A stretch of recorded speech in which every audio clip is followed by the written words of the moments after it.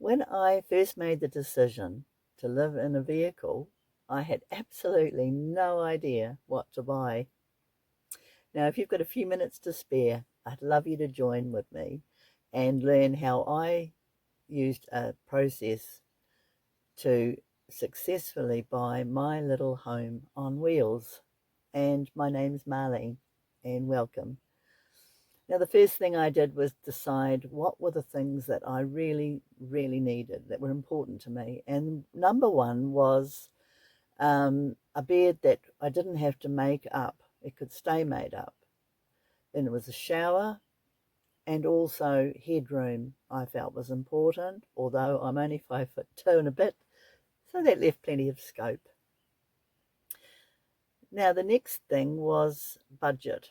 I set a budget that I knew I could comfortably reach, but also not forgetting to allow for extra money in case there were any needed repairs on the vehicle that I purchased.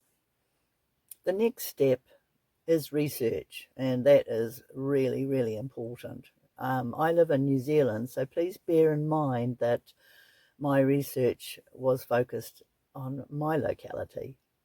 And the research I did uncovered the fact that Toyotas, doesn't matter what sort of vehicle it was, ranked so high on the list.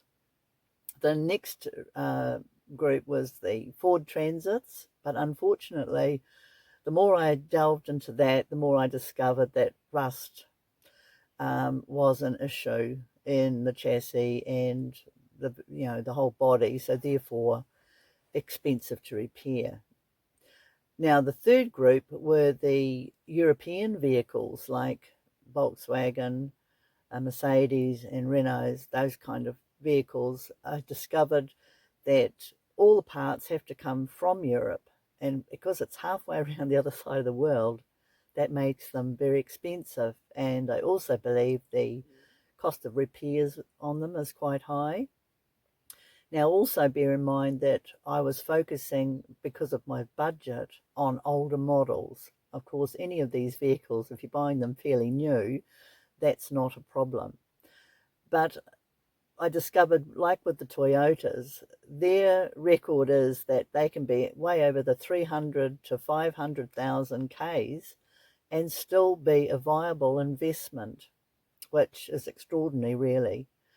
But the downside to that is, of course, with the great reputation, is that they still hold a great value, so that when I looked at the prices of them in the years that I wanted, they were just too expensive. They were out of my range. Now, at that point, I was thinking of getting a empty vehicle, like a cargo van, and kitting it out myself. But even an empty vehicle was the top of my budget, and I'd still have the cost of kitting it out and also any repairs that may be needed. I had a neighbour, a lady living in a Toyota truck camper, and I got talking to her one day, and she so kindly invited me to take a look at her vehicle inside, which I'd been dying to do. And I had a look and really loved it and enjoyed talking to her, because she gave me lots of information about how to live and what it was like to live in that truck camper.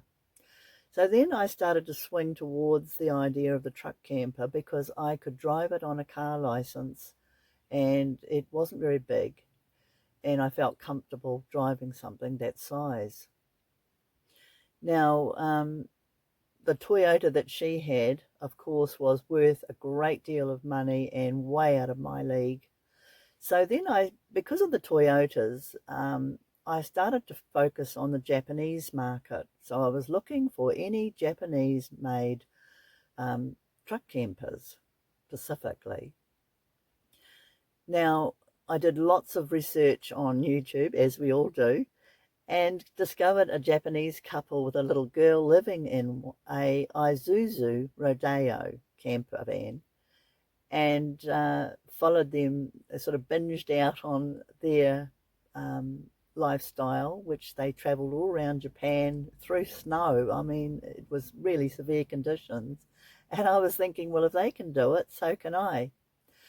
This led me then to start looking in New Zealand to see if we actually had any over here. And by chance, quite a few were imported.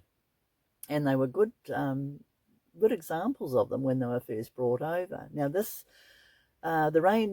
date range is around the early 1990s, that era. So I set my sights on looking out for one of those to come up on the market. Now, I was under a time constraint because of my living conditions. I couldn't afford to stay there. So I was really, really worried that I would not be able to find one. But thankfully, one did turn up that wasn't too far away from where I lived. And so I made the journey to have a look at it. Now, that brings me to the next stage of buying a vehicle. I think it goes a long way to feel that you can trust the person that you're buying the vehicle off. And I immediately felt this older gentleman, a professional man. The vehicle had its own designated carport, which was, a lot higher than a normal car, and it was tucked in there most of the time of the year, seldom used, had very low Ks on it. And when I walked through the vehicle, there was a smell of it, but it smelled like a 70s house that had been locked up and left. But there was no smell of dry rot or anything like that. I think smells, you can detect a lot through smells, that's for sure. And just looking at it, it looked like it had been locked up since the 70s because, well, can't have been the 70s because it was a 1991, I think it is. But yeah, it was all original, just like the one I'd seen online. And so I discussed with the owner about having a pre-sale inspection done, which I think is a must. I would never buy a vehicle without having one of those done.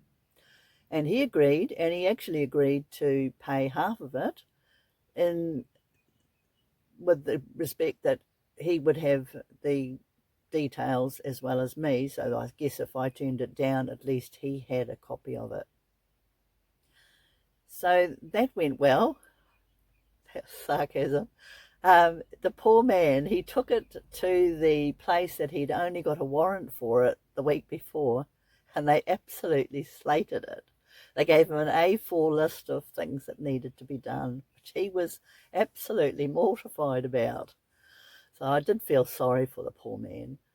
But for me, it wasn't overkill. It was perfect because it really, they left no stone unturned. It was so thorough, and it wasn't that expensive.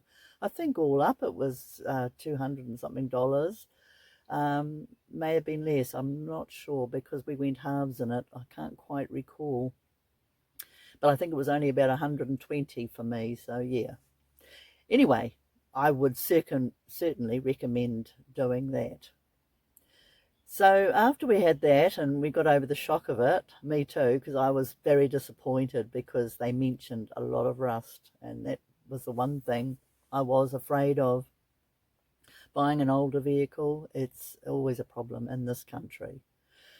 Now, he obliged by getting most of the jobs done that were on the list, and there was only one thing left, which was an oil seal leak on one of the rear sides. And the mechanic gave me an estimate for that, which was well in my budget for repairs.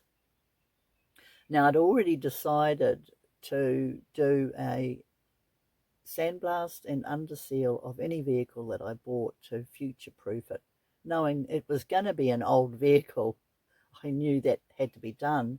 So when I expressed that to the mechanic, he agreed that if I did that, the rust would not be an issue.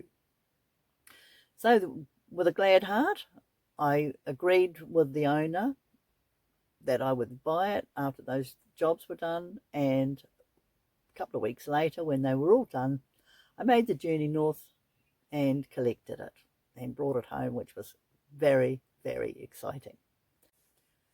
As soon as I got home, I booked in the jobs that needed to be done, and they were successful.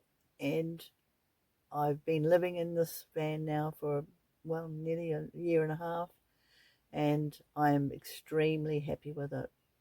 I've done some little modifications inside to make it a bit warmer, but other than that, it's serving me extremely well.